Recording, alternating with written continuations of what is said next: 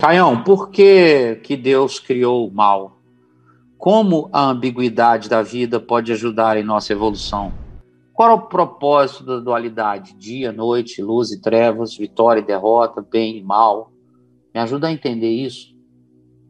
Bom, isso é um problema para quem acha que o mal é completamente mal. E para quem acha que o bom e o bem é completamente bom e bem. Jesus relativizou esses conceitos de bem e de mal. Quando o jovem rico chegou e perguntou a ele o que ele poderia fazer de bom, chamando Jesus de bom mestre, Jesus disse: por que me chamas bom? Bom só há um só, que é Deus.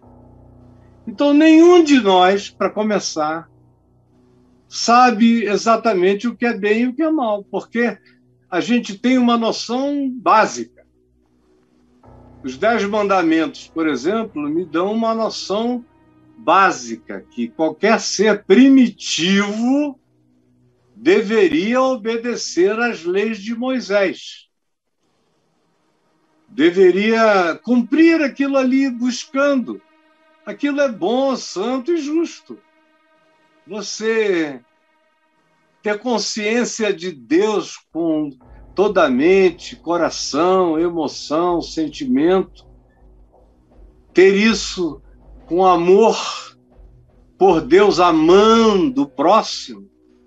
E aí os outros mandamentos que Deus dá são todos mandamentos de autopreservação e de amor pelo próximo, que é descansar para se preservar e para também liberar o outro para descansar, que é não tomar o nome de Deus em vão, que é para a gente não corromper os outros e não se corromper, relativizando Deus e o significado dele no coração, que é para a gente honrar pai e mãe.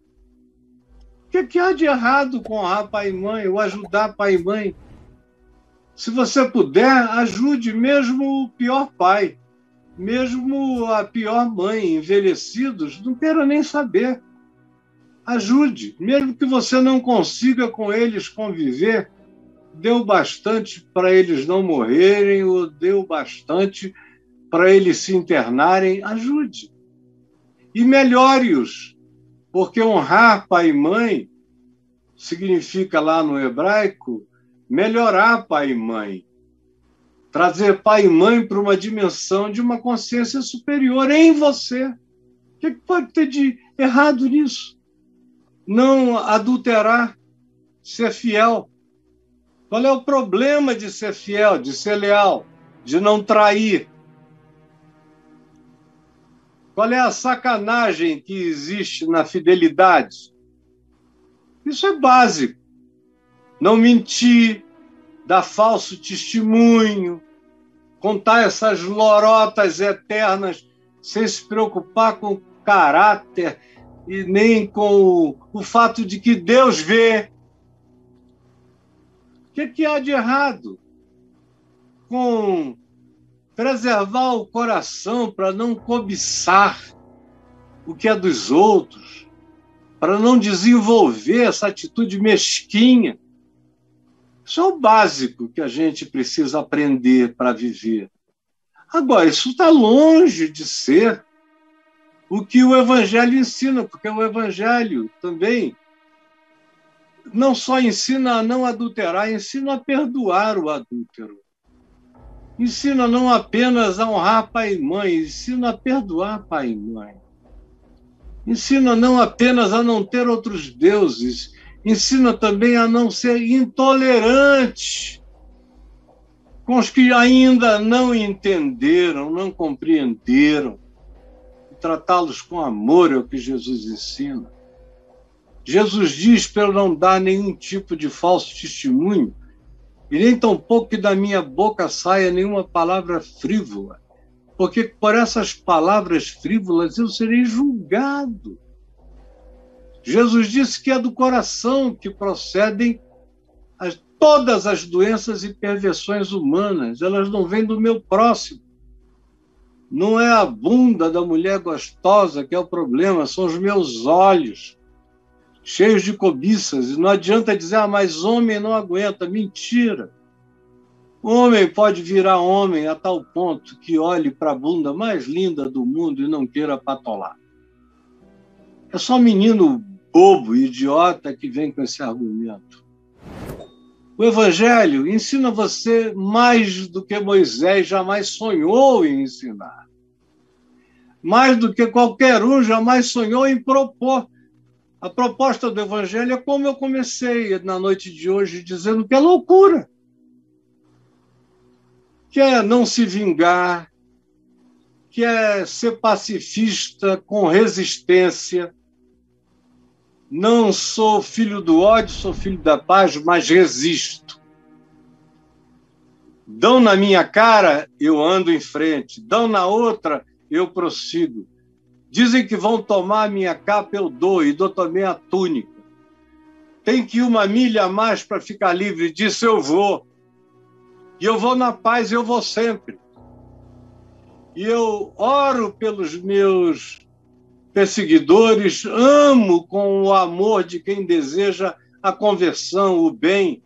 O meu inimigo, eu tento ser sábio para não jogar preciosidades a quem as despreza, não jogar pérolas aos porcos, não jogar as minhas intimidades a quem não tem reverência pela alma humana, para que eles não venham e me devorem como porcos vorazes e selvagens.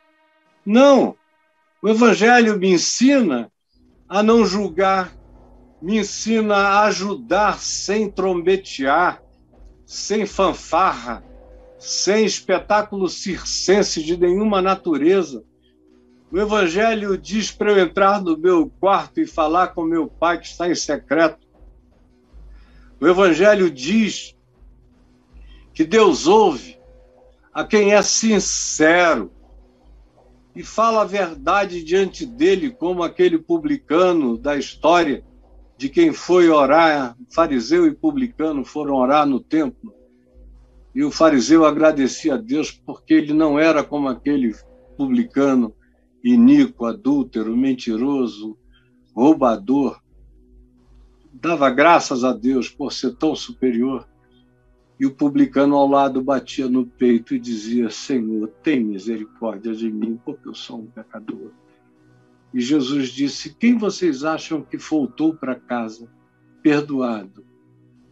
Quem vocês acham? Quem vocês acham?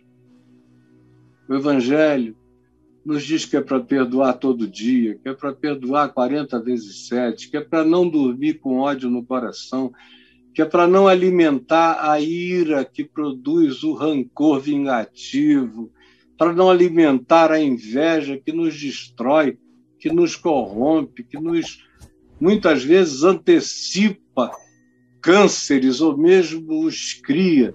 A inveja, a competição, a comparação, a disputa, a vaidade de estar do mesmo tamanho.